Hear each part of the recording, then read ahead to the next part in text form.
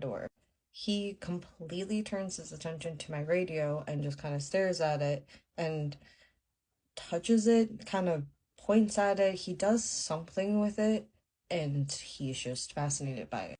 At some point, though, shortly after, he now shifts his focus back onto me, which is now hiding about this high in my bed, under my blanket, staring at him because I don't want to not pay attention to him. Now, where he stops is about right in front of me, in my bed, at least like 2 steps back, if anything, and he just points. He's standing right there. I can see him. He's pointing, and I just hide under my blanket and I start praying because my family is very religious. And I just start praying, saying God's name out loud, and just hoping, that this man goes away.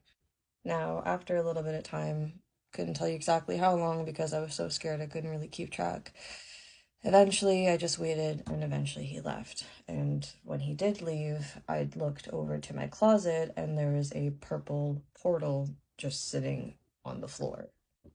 And I don't mean one of those portals from the game. I mean like it was a purple, flat kind of like portal you see in the floor that had spirals and stuff moving in it, and I could see it went down. Don't know where it went to. I just saw it, hid back under the blanket, and then shortly after I ran and I got my dad and I told him because I was scared out of my mind. When I told my dad about it, he did just try to play it off and be like, oh, you were asleep, oh, you didn't see anything.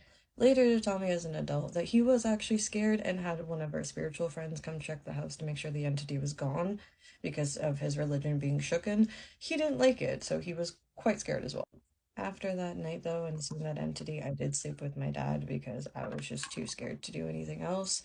But the next day, when I went in my room, that's when things were weird. So back to the tickle me elmo quickly. I ripped off my closet doors when that happened because I did not like the sounds and the things and the ticking that would come from my closet door as a kid, so I just ripped them off. So I could see inside my closet pretty clearly to know that this portal wasn't just a figment of a light, a toy, or something, and like I could see everything that was going on.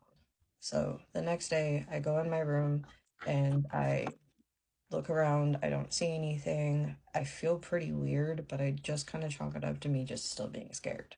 So again, check my room, check my closet. There was no toys that I had that remotely made a sort of light circular portal in any way that I could have, played with.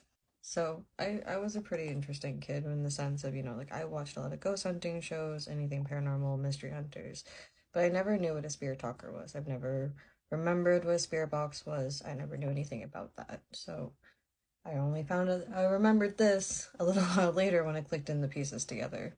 When I came back into my